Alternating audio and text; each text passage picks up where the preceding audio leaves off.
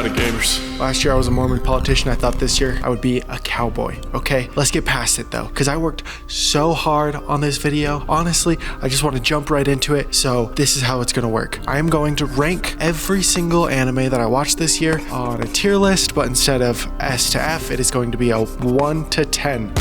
Let's get it.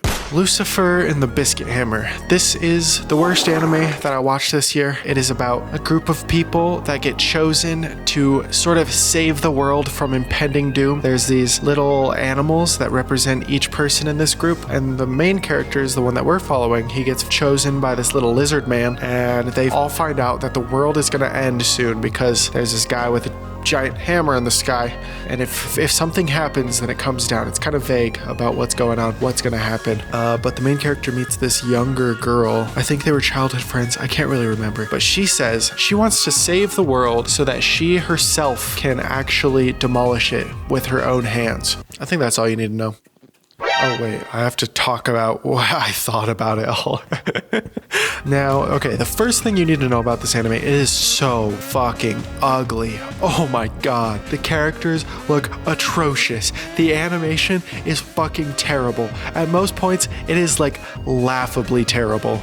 And the plot and the tropes all sort of make me feel like someone watched a couple of 2005, 2004 anime and just based everything around all those shitty tropes that they could. This is the type of show that gives me nostalgia for all of the wrong reasons. Every single fight in this show is just totally flaccid, because what happens is they run in, they do a little whippy whip thing that like everybody just does this whippy whip thing, and then they win. And that's it. There's like major character deaths. They're not afraid to kill off characters, and it still is so empty and feels so fucking pointless. There's also a lot of things in this anime that I feel like the creators thought were so badass but just end up coming off super larpy. At one point, that one of their friends die, and then they all show up to like avenge his death in mourning garb. I mean, that's an interesting example because I don't know, I feel like maybe that's a little bit hard, maybe a little bit, but there's other examples. Now for the positives, because I do think there are actually a couple of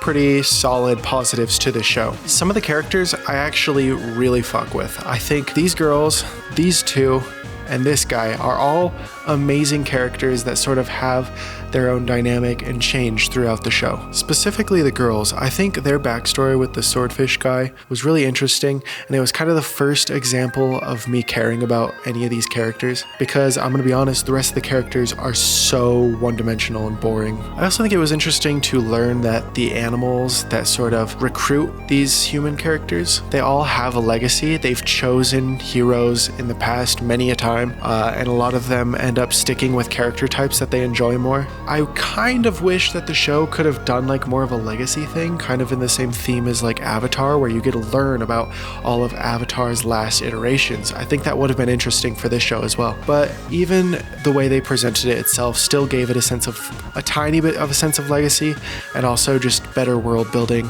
And even though I have my problems with the show, I do think the ending was also pretty good. It was cheesy, but I still enjoyed it. It was just a solid, good ending. So we're gonna put this at a 3. We did not have any 1s or 2s this year. Hooray! Oh, this is probably a good time to mention, if you don't like negative reviews, you can go ahead and skip. Things start to get a lot more positive for like halfway through 6, definitely 7. I'll be talking about positive stuff. I have good and bad things to say about everything though, so. Next is Call of the Night. I'm glad I just made a disclaimer, because if you are uncomfortable with pedophilia in general, please feel free to skip. This is the only one. Spoilers, this is in 4. Go ahead, put it up in the 4 category. Bada bang. All right. Call of the Night is an anime about this kid who doesn't sort of fit in. He kind of is a bit of an outcast, doesn't really know how to carry himself in his school or just in his life in general. So he finds more comfort in the solitude of night. This ends up leading him to meet a vampire. She sort of shows him what kind of fun things that they can do in the night. I'm getting there. But he decides, I want to be like her. I want to be a vampire. What does it take to be a vampire? She says, you have to fall in love with me, and then I'll bite you and you become a vampire. So the rest of the anime is about this 14-year-old trying desperately to fall in love with this 40-year-old. I mean, like, what do you want me to say? That's this is like, you know, Japanese, I guess. I think the age of consent's like 14. You know, it's weird to me, an American, but you know, if I'm gonna give like the most of a benefit of a doubt, that's what I can say. The show just like forces your face in it. It just like grabs your face and shoves it in it like it's a pile of shit, which I mean, I mean, it is. But I like a lot of the aspects of this anime. Amazing shots, the coolest direction ever, the lighting and the colors. It's amazing. It is amazing for painting a vibe, sort of giving the feeling of staying up so late and walking around. It's great. But it is a romance between a 40-plus-year-old and a 14-year-old. Now, I know what you might be saying. A 40-year-old, come on, it's like one of those anime things, like the 300-year-old vampire trope, right? So she's probably closer to his age. I don't think so.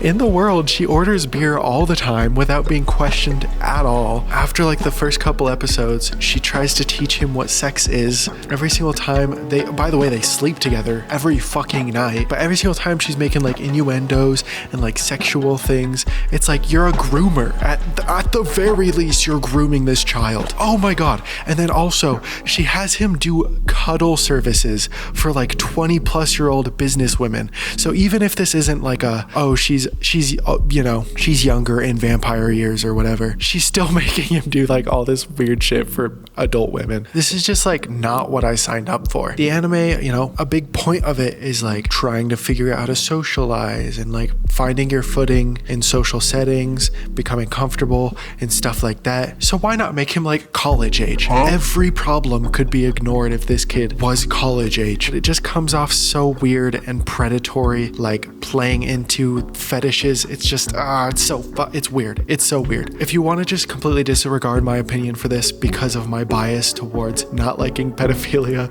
then go ahead. Just know in your heart that you disregarded my opinion for that reason. Oh my God, I forgot to say, last big criticism. By the end of it, he has a fucking harem of pedophiles. That's all I'm gonna say. I like pretty much all of these characters' designs. I like the art. I literally can't get enough of the art. The characters are great. By the way, I fucking love vampires. Vampires are like my favorite fantasy race by far. I was so stoked for this anime, and then it came out to be a fucking pedo bait shit. I can't.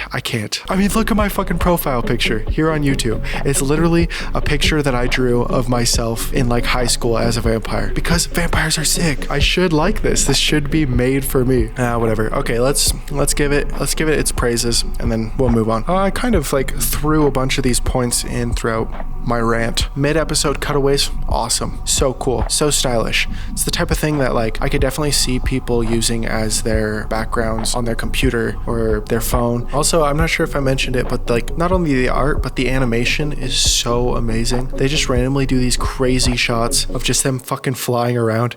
It is so sick. All right, let's move on. Police in a Pod. This is an anime about a new police officer who is trying to find her footing and get better at her job. And it's a slice of life, basically. It's an insight into the life of a cop. I believe the person who wrote it is an ex-cop, and a lot of them are like true stories, or at least adjacently true. A great aspect of this anime is the interviews. I think this is where all the emotion comes in. This is where you really get connected to characters. And it's also, in my opinion, like the best insight into what it would be like as a cop. And you could really like learn how awful some of the situations are for these locals. Within the same vein, the last 3 episodes are also fucking amazing to show like the emotional effects that this sort of job can have over you. Sort of struggling with, I wouldn't say PTSD, I wouldn't go that far, but just like how traumatizing some of these jobs could be. The show can also be kind of funny from times. That's like such a weird compliment to give.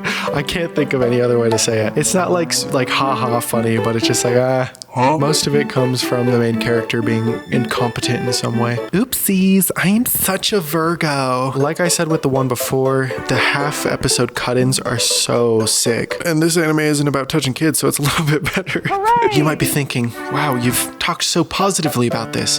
How is it so low on your list? The first 9 episodes are so insufferably boring. There is nothing connecting these, nothing that drives you from watching one episode to the next besides your own will to finish it. I think this is one of those types of shows that if you came up to me in like 5 years and asked me like, Shiroberry, do you remember Police in a Pod? I'd be like, Bitch, no. This show isn't like a fan service show at all. Like that's not, I don't think that's the appeal.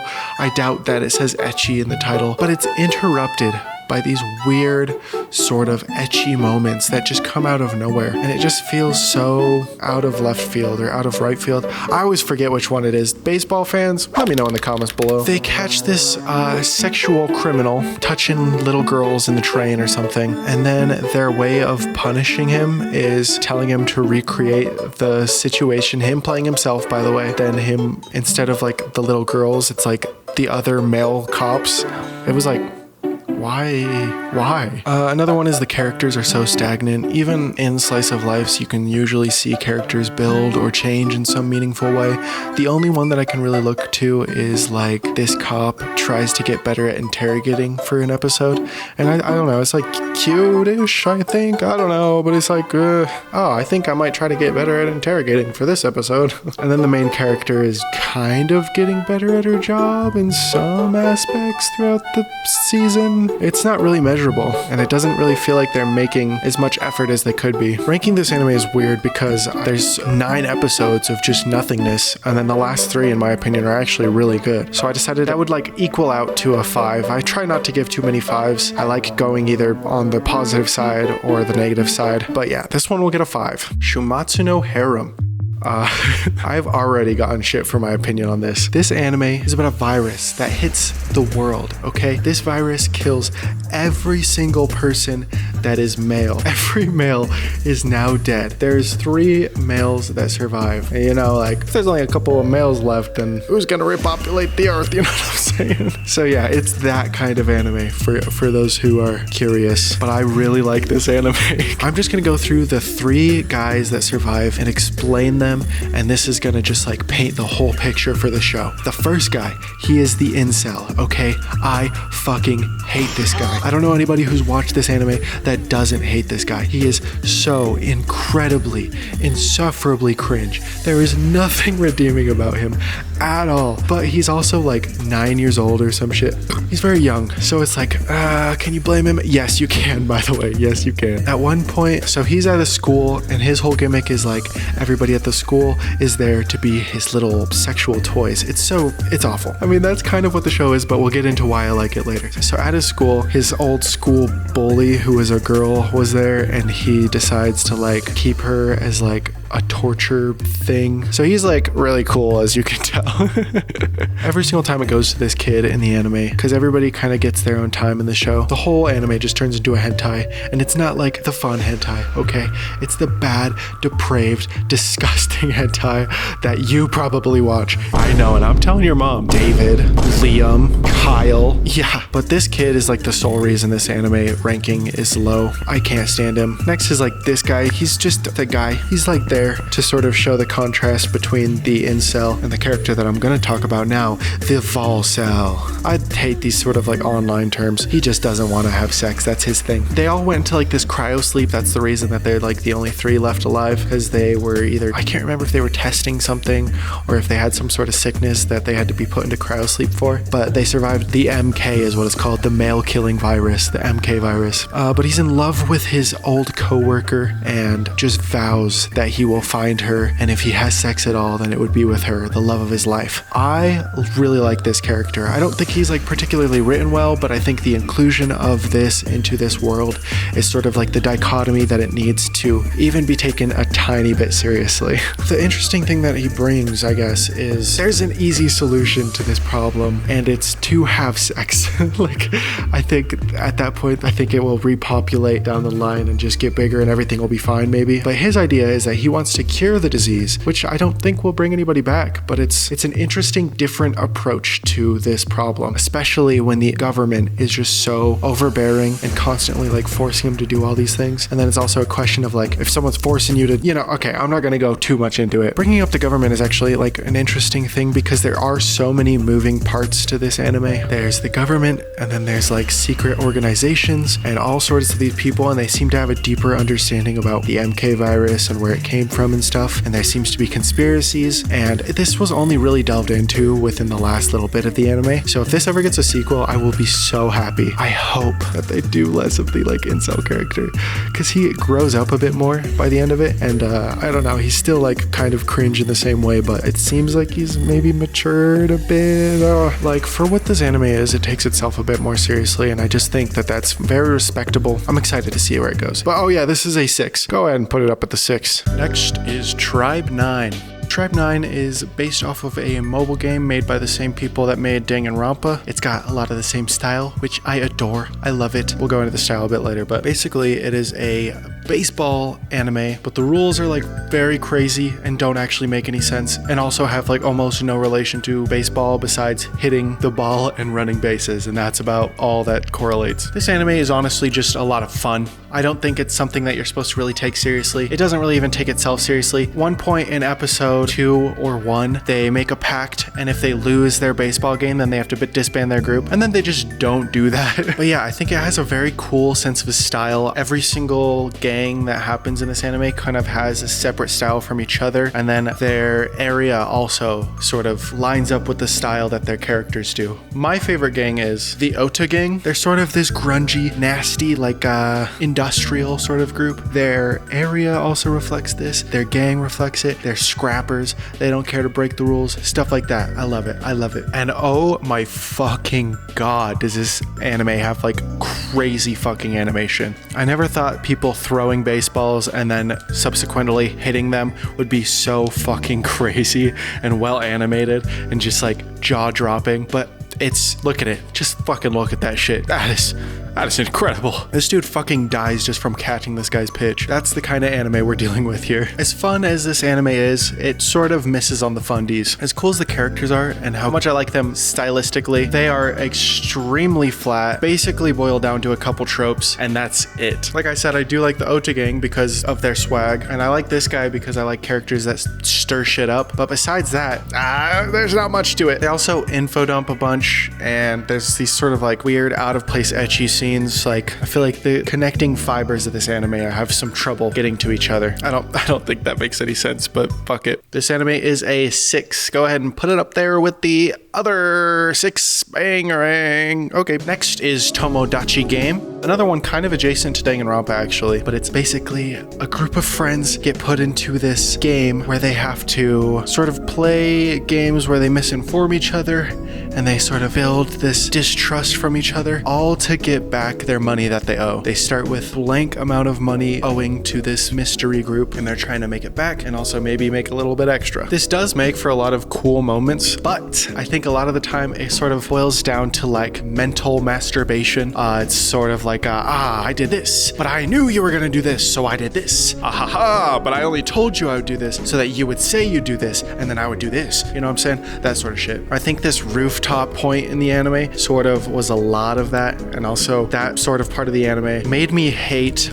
a lot of the characters. I got so bored and so burnt out with these characters, but luckily the part right after this is the hide and seek round. They introduce new characters, and then they also cut down the characters a bit, and I think that was very good for the pacing and to refresh the character pool. Good moves. Oh, going back to like the whole manipulation sort of mental masturbation thing, I actually think it's done really well at the end. They sort of build it up and then have like this climax that works really well. Just wanted to give credit where credit's due. Also, if you're into like the whole edgy main character type thing, Lelouch, light, stuff like that, I think this anime will really appeal to you. It's not like so much my thing. Sometimes it can be if it's done certain ways, but this one didn't really grab me too much with the characters. But that being said, it was still pretty enjoyable. Go ahead and put it up at the 6s, right above everybody else. There you go. Bada bing. Next, the Quince movie. Not much to say about this movie. It was fun. Saw it with my friends. Basically wrapping up what I would say is maybe the best harem. Definitely the best harem that I've seen. I haven't seen a whole lot of them though. But that being said, I think the big moments sort of get outshined by the ones in season 1 and season 2. And this one was more just like a cherry on top, if that makes sense. So the series as a whole, I would say is something closer to a 9. But if we're isolating the movie, I'm not going to rank it yet, but that's where I would rank it. I'm going to talk about it a little bit more. I'm happy with which girl he chose.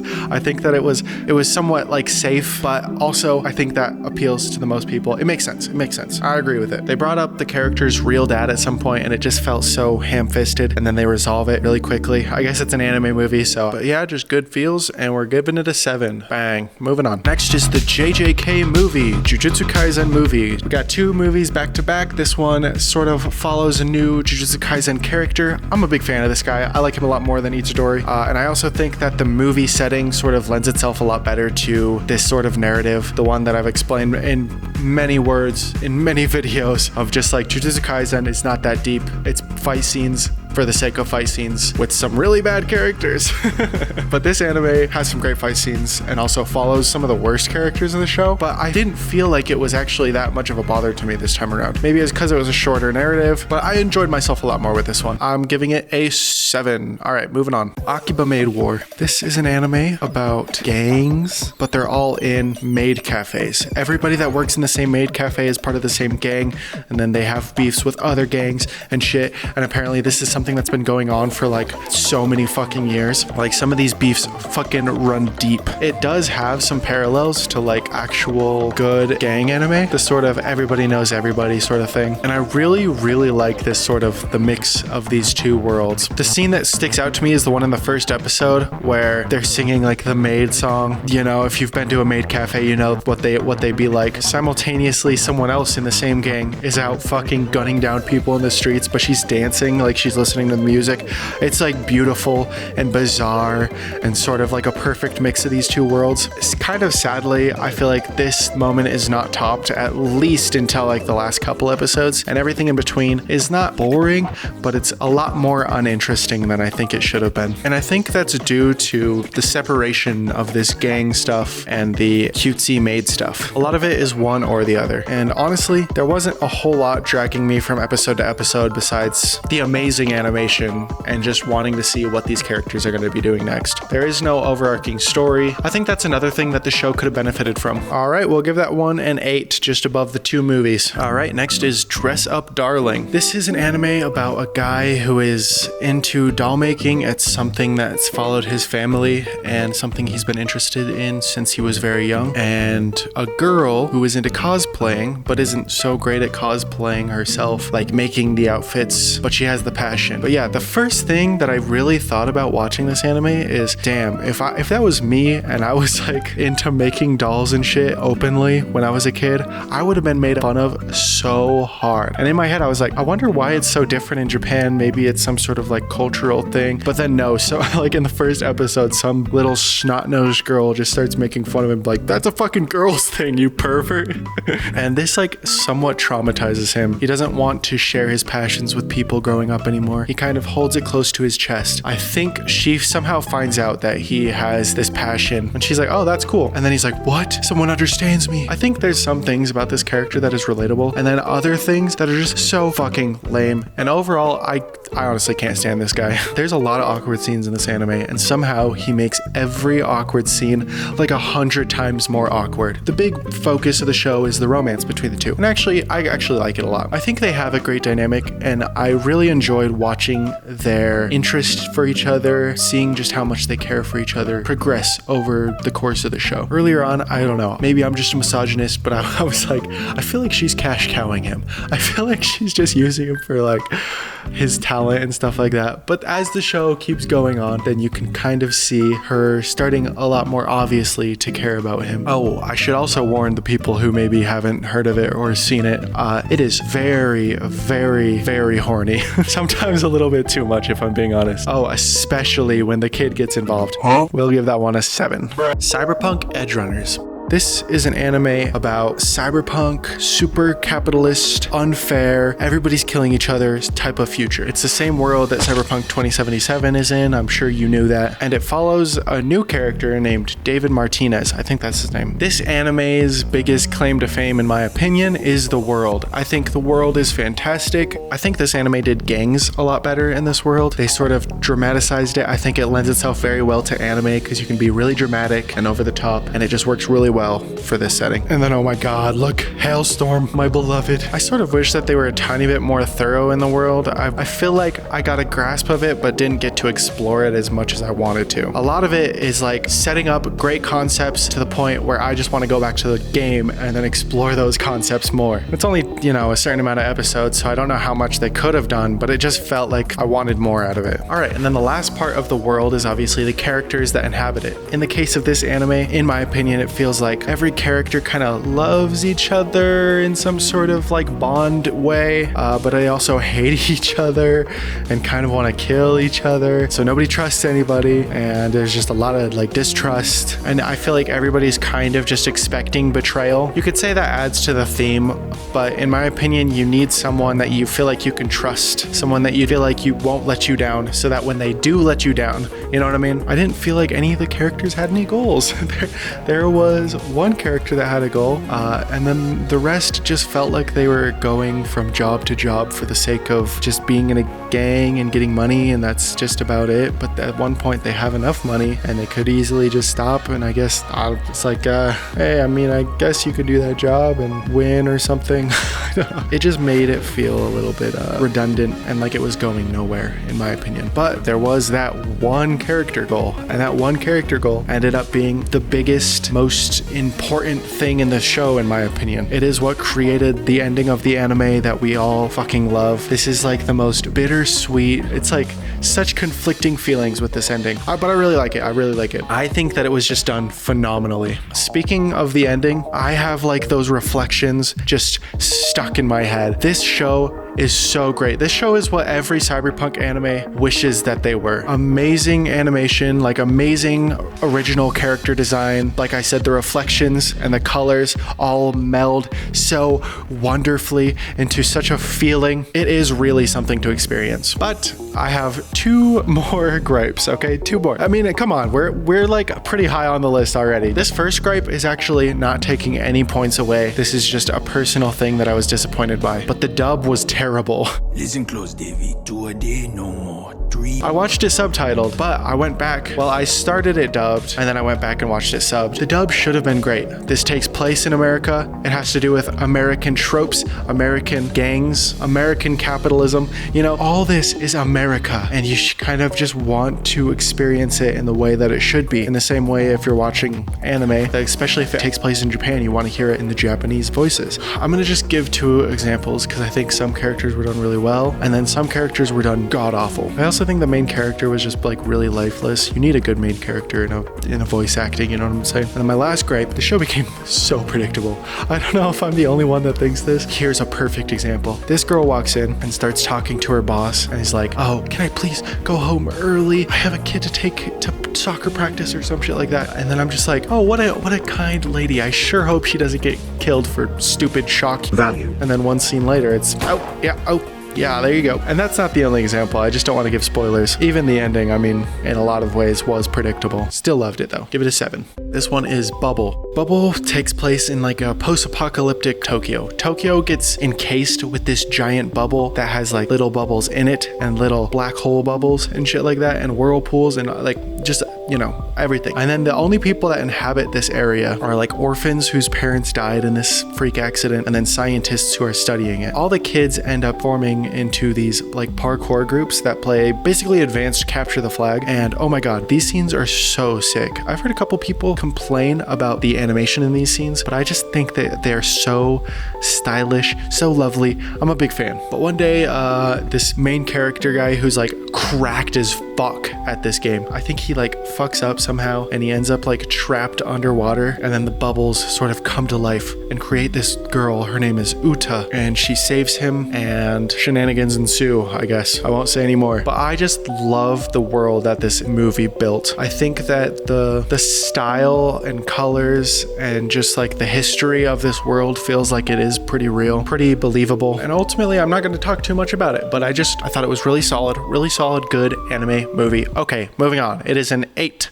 Miyano. Boys love anime. Hey, shout out to the fellow queers out there. It is between a fudanshi, someone who reads boy love manga, and then like kind of a normie guy. It's also a coming out story because neither of them sort of understand their feelings for each other, and that's kind of what the story builds into. It is really cute, but it's also very basic. This is really like a bare bones romance in my opinion. It is just two people and their development of becoming more acquainted with each other and understanding each other more, getting developed into each other's interests terrorists, and then eventually confessing and, you know, falling in love, having their grand ending. I will say that I think it's kind of interesting that Sasaki, the one who's like the normie and isn't into boys love manga, is the one that confesses first. I love you. And then the rest of the anime is sort of Miyano being like, I'm not gay, bro. I just read gay manga, but I'm not gay. Yeah, I don't know if I have much else to say. It's a good one. I feel like it was under a lot of people's radars. If you like romance anime, go ahead and give it a shot. I would very much recommend it. Give that guy an 8. Bang. All right, this next one is maybe my hottest take of this list. That is Platinum End. Yeah, this one is really high. A lot of people did not like this anime. Before I go too much into it, I'm gonna say I watched it dubbed. This is the only anime that I watched this year that was dubbed. But if you don't know, this is an anime about angels finding people who are on the brink of suicide, collecting them all, and then having them battle to the death to see who becomes the next god. This might sound a little bit familiar for the Future Diary fans. Okay, I'm very biased, but I feel like other people should also be biased for this show, if that makes sense. This is a show that sort of exemplifies all the things that I loved when I was first getting into anime. This edgy sort of nature, not afraid to just send the stupidest shit at you. I mean, look at this fucking clip, for instance. This is like exemplifies the whole experience of what they're allowing to put into this. I'm saying the wealth gap would vanish once poor people are exterminated. It's unjust to force the wealthy to provide endless resources to the poor and feed them all without getting anything in return. Equality means no one gets special treatment. The shameless people who receive pity and charity in the name of equality should all die. But yeah, I think another thing that sort of added to the nostalgia was watching it dubbed. I don't know. I'm sure a lot of people at home, when they were first getting into anime, they said to themselves, I would never watch an anime subtitled. That is so lame. I need to listen to it in my native language. So I think that kind of added to the nostalgia of it all. A lot of this anime is the main character being put into these impossible trolley situations, and the main character is extremely ethically sound. He cares about every single life that could be lost. He cares about all of his friends' lives, everything. So all of these trolley questions make for somewhat, I think in a lot of cases, annoying answers and somewhat annoying, not obvious responses. But I think that also adds to the creativity of the show, and I ended up hating it at first, but growing to like it by the end of it. Speaking of the characters though, I actually think the characters in the show are pretty fucking good. The main character, the main girl, is also great. She has this development throughout the show where she starts very depressed, and then she sort of acknowledges that, talks through it, and becomes healthier in a lot of ways. There's also the old man. He's kind of the voice of reason in a lot of ways. He is always thinking about what you as the viewer would have done in these situations, at least from when I was watching. There's also Metropoliman. I think he is great at being a villain, and it's also very interesting to see his school life and how he compartmentalizes himself in this game versus at school. I also just love all of the angels. I think the girl's angel in general, this guy, he's probably my favorite, but all of them are so cool and mysterious, and I just love it. Also, a little side tip, I don't know why they made the hottest angel possible matched with the ugliest motherfucker anybody has ever seen, but the show definitely has its fundies up. I think it does suspense and mystery so fucking well. The show had me guessing all the way up until the end, and oh my god, did the end fucking deliver. I'm still thinking about this ending, and I watched this at the beginning of the year. I'm not gonna say too much about it, but oh my god, it's beautiful and crazy and just so out of left field. This show is an 8 out of 10. This is, I think, common consensus, one of the best anime that came out this year, and that is Bocchi the Rock. Look at the fucking time bar of this video. We have so much more to talk about. The fact that this is this low on this list just shows how fucking amazing this year has been. This is an anime about a girl sort of going out of her comfort zone, trying to break out of her shell. It's like the typical thing where it's it is an extrovert, but also someone with crippling anxieties. This anime is about her starting a band with some people. I don't think there's anything else to talk about with that. In a lot of ways, it's relatable. I think there was one point in the anime where I was like, this is the perfect representation of when you think about that cringy thing you did a year ago, and it's just the middle of the night. That she exemplifies that so well. Exemplifies. No, I need a different word. This is last year when I kept saying encapsulated. Play a clip of when I kept saying encapsulated. Encapsulated. But yeah, I think sometimes it can go from being relatable to very much on the side that isn't relatable, something close to Watamode or whatever. Honestly, the Watamode side is, I think, my only complaint I have about this anime. It's a really good anime. It is just so cute and makes me feel so happy.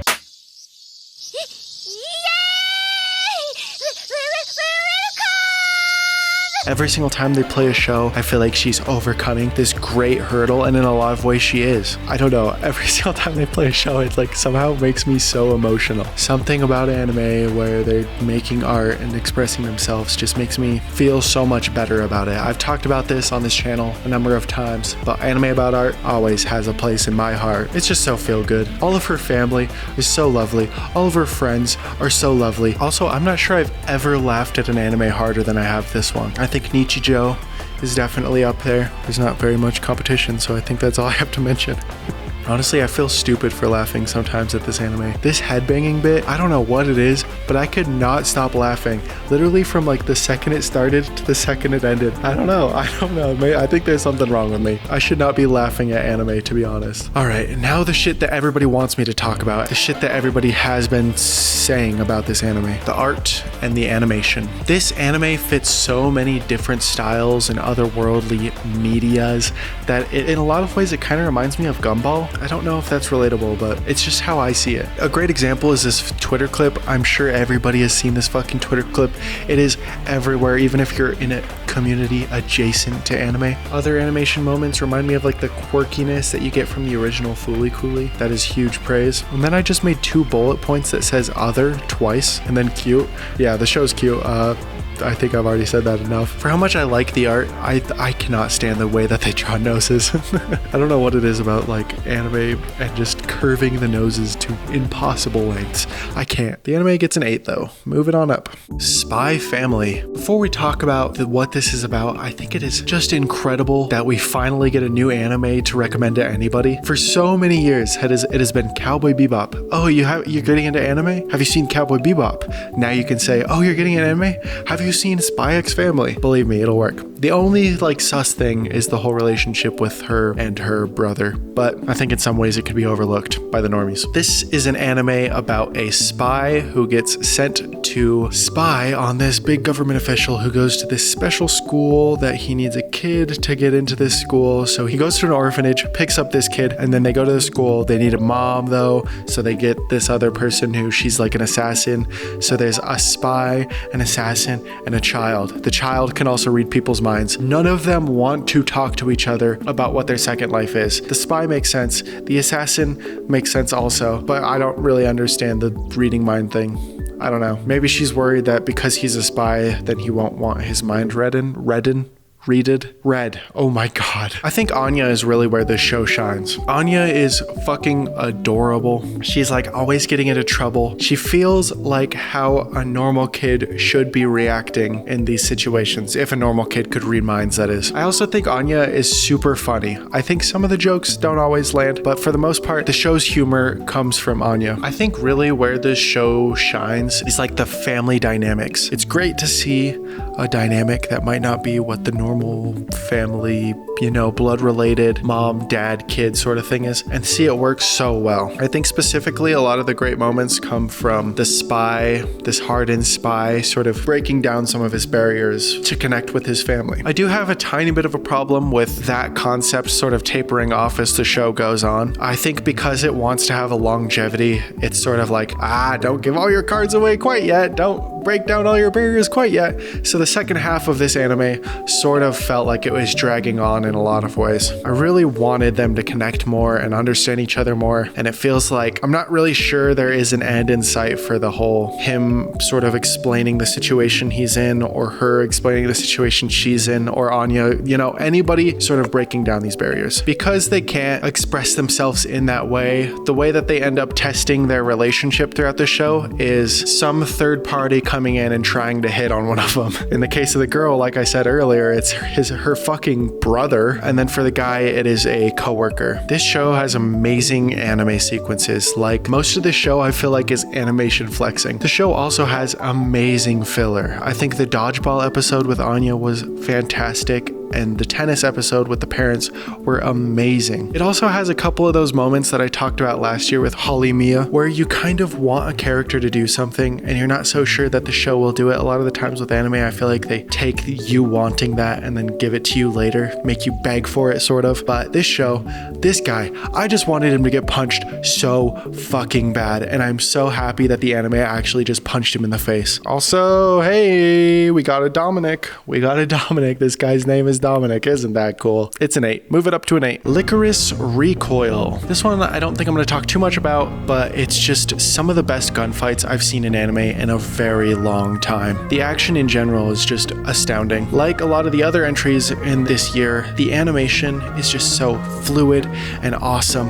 And an ending that sort of I almost said encapsulates again. Oh my god. An ending that shows off and plays with a lot of the characters' weaknesses and uses it against them. And I think they used it in a really brilliant way. There are things that I don't love about this anime though. I think the one thing is the filler. I think they tried a little bit too hard to make this like a cutesy anime. There's an episode where they go shopping. There's an episode where they try to save money in the cafe. And I just personally feel like I didn't need that. I also feel like the voice actor for the main girl was really bad. Like the voice actor was good, but it just doesn't fit that character in my opinion. Holy fuck, it's so worth it when you just see these fucking shots. Oh my god. Very worth. We're gonna give that one an 8. Mob Psycho 100 Season 3. So this is a sequel. I'm gonna try not to talk too much about sequels, as much as I can at least. If you don't know, it is about an Esper, someone who can use like psychic abilities, and all of his psychic abilities are based off of his emotional state, how much he's penting up his emotions until it all bursts out into a fit of like anger and just wrath, basically. You know, obviously a metaphor for a lot of things. I think this anime is continuing to be the best shonen that is out there. It is continuing to have some of the best mixed media, in my opinion, the best animation in any anime ever. And then most importantly, continuing to have these huge touching moments. This season of Mob sort of revolves around Reagan being like the perfect role model for Mob in just being unabashedly yourself and sort of not worrying about finding your place in the world. The sound design is amazing. I don't usually pay attention to sound design type things, but just listen to this clip and tell me that you can't feel every material that is happening right here.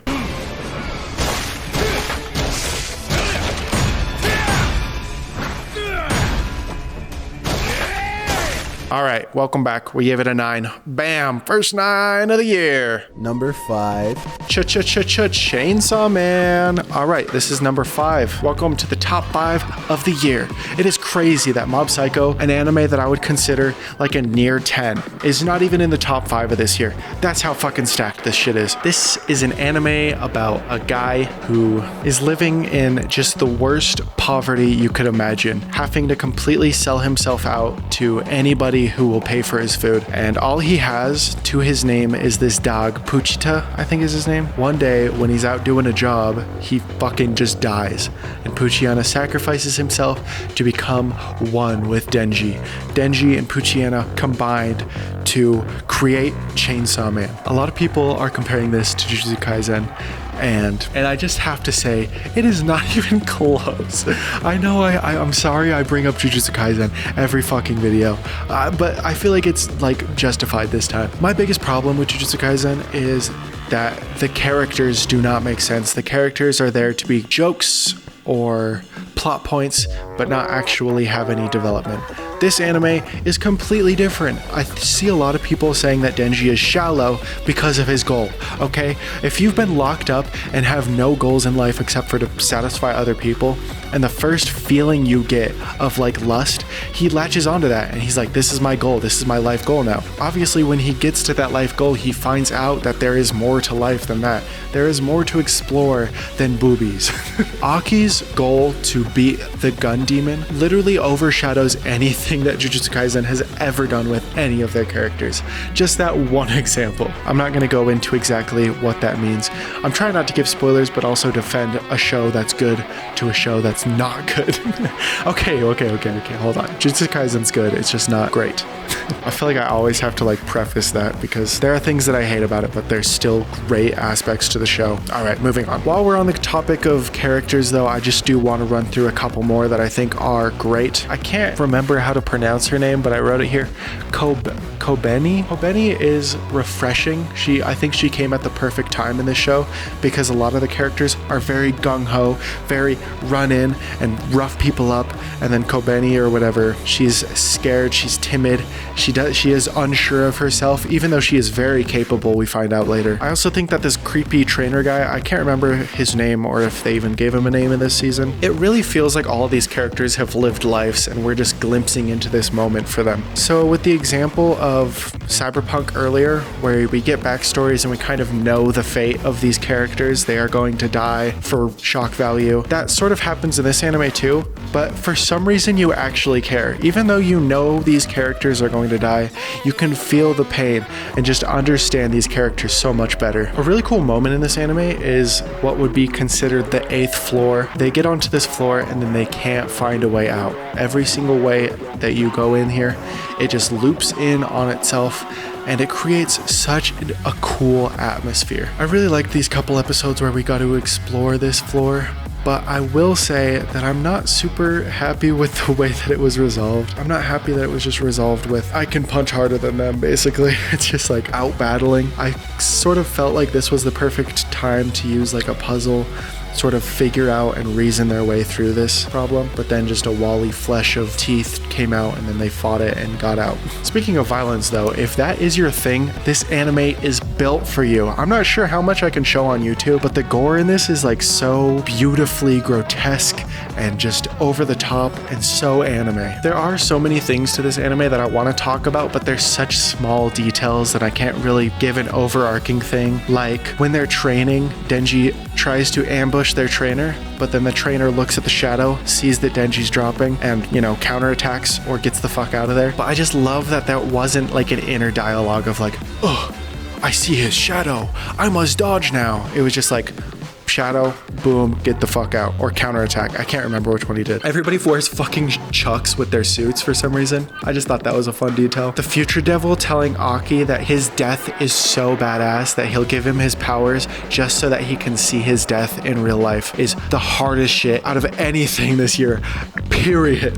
Every outro this anime has is completely original. It is a new song and new visuals every single time, and it really looks like they put a lot of budget into these outros, so it is really impressive. And somehow topping that is the intro. I think this might be the best intro anime has had, period. There's probably better songs out there, but just like the song matching up with the visuals, oh my god, it's so good. But yeah, that one is a 9. Go ahead and put it up there. Number 4. Number 4 is 86 season 2. I just said so many numbers. I'm just gonna say off rip, I was very worried to even talk about this because I feel like the fact that this even exists is spoilers, and showing clips is obviously spoiling a lot of things, but I'm gonna say this, the fact that there is a season 2 at all, if you've seen the poster at all, you've been spoiled for all these things, so I don't really feel that bad. This anime has proven to be a really interesting look on how battle can deal with your mental even after coming out of it. I think that the way that they like show PTSD and survivor's guilt is just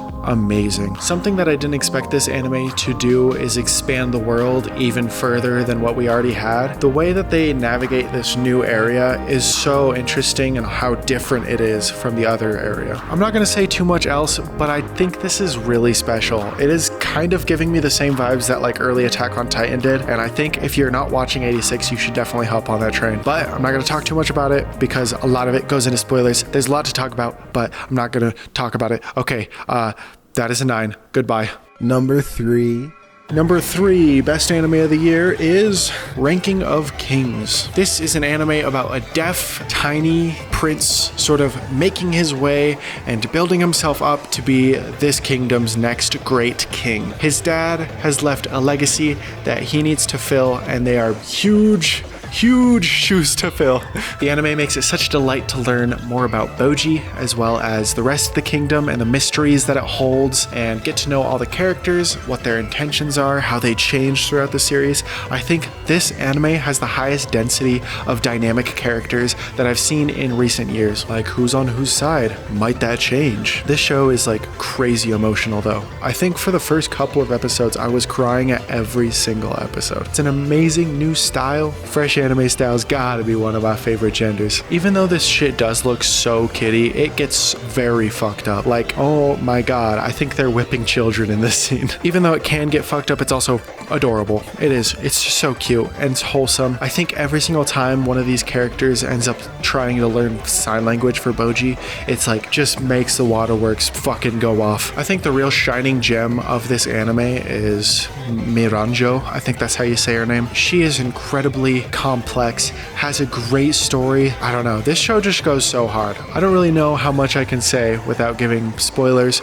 but it's just great. It's so good. Go ahead and watch it. Bada bing, bada boom. That is a 9. Here we go. Number 2. Number 2. Oh my god. This year, so fucking good. Summertime Render. This anime is about this guy coming home to his home island after living in Tokyo for a long time because his friend mysteriously died and he's there to mourn her death. But as he stays on this island and explores, things get weirder and weirder. He has to unravel this mystery of how his friend died and also these other big mysteries that get revealed throughout the show. I'm gonna spoil a couple of things. They're really not that big of spoilers. They're things that all get explained within the first 2 episodes. There are doppelgangers, so if I show a character death, just know that I'm not going to show an actual character death.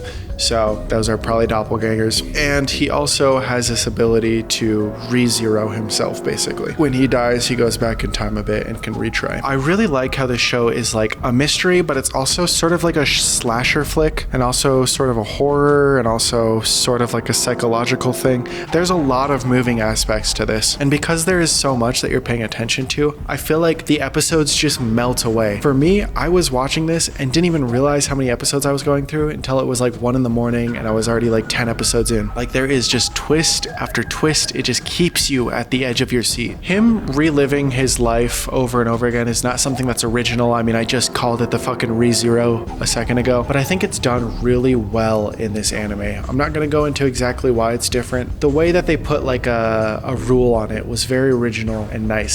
Something about the going back in time thing is sometimes he goes back, tries to do the right thing this time and changes what he ends up doing, but things will happen differently every single time he goes back. So it keeps you on the edge of your toes. And it also just gives you this deep sense of hopelessness. Like, even if he goes back and thinks that he's going to know what to do, it can always change. It really makes you feel like even though he has this ability, he is fighting such an uphill battle. Also, because he relives certain moments, I feel like you figuring out things before the show paints it out for you is just such a satisfying feeling. And this anime allows you to do that. Like, for instance, this anime is amazing with foreshadowing. There's something foreshadowed within the first couple episodes that ends up coming back in literally episode 21 near the end of the anime. I love anime that sort of exist in like a confined space because it forces you to get to know the area super well, as well as all of the people that inhabit it. And believe me, with this anime, you want to get to know everybody. The ending to this anime wraps up so perfectly. It is like almost something akin to Odd Taxi's level of like no stone unturned. Aside from the very last episode, that is, I cannot stand the very last episode. It feels like a fan service made by like some random girl who just, I'm not gonna get into it. I feel like a better viewer experience is just skipping the last episode outright. It feels like too much closure, if that makes sense.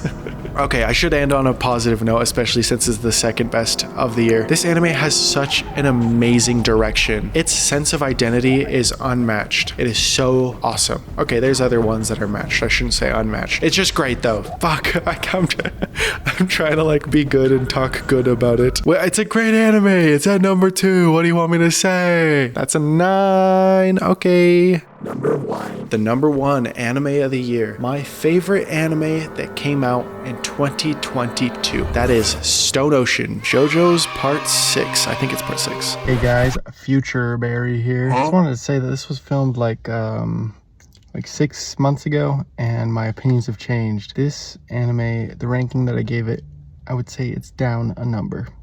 So it's actually not my favorite of the year in today's time, but this video will continue with the thoughts that I had back in those times. So enjoy the last entry. Stick around. All right, we'll start with the score, and then I'm gonna explain the score because I think that makes sense for this one. It is a 10. I don't just give out 10s, okay? All right, just trust me. Look, these are all my 10s. That one's kind of sus. Sniper, you know, that's kind of sus. Ignore that one. That's a very personal 10. But the rest, look how good my taste is. And this one's joining the ranks. All right, this is the newest JoJo installment. It is an anime about the American prison system, I guess. Jolene gets framed for a crime and gets thrown into prison, where she finds out about this guy named Poochie, who is a guy that used to get a little freaky with Dio and conflates him to be some sort of god figure. And because he sees him this way, he wants to see Dio's wishes filled out. Dio's wishes to exterminate the Joestar bloodline and end the world, kinda. We got returns of like some of the most ridiculous stands, returns of the most ridiculous style. I love it though, it's so camp. Some of the most convoluted and creative fights in anime. Something that this anime does and is like kind of a reoccurring theme is just make you feel impossibly hopeless and then sort of grab a stake of possibility and then stab it through and just, you know, I don't know if that makes sense, but it makes sense to me. Every fight feels hopeless and then they find a way. That's a better way to just dumb it down. Music's great. They can somehow make every single bizarre random moment feel so badass. Also, another weird thing that this season does is it just does like an immense amount of body horror. There are so many examples of this, but the one that sticks out to me is where a bunch of dead prisoners or knocked out prisoners, they might not even be dead, just start turning into like foliage and trees and shit. And I feel like this sort of scene could have been done really poorly and it ended up being laughable, but they just can make it so creepy and scary and just like unnerving. Another big overarching theme of this anime is the grips of fate. This is something that comes in towards the end. We'll talk about the end in just a minute, but the one that really sticks out in my mind is this storybook sort of stand where if you are affected by some sort of story, then you start becoming that story, and all the stories end tragically in death. So, I mean, there's not anything you can do except for hope that someone else takes out the stand user. The characters in the show are phenomenal.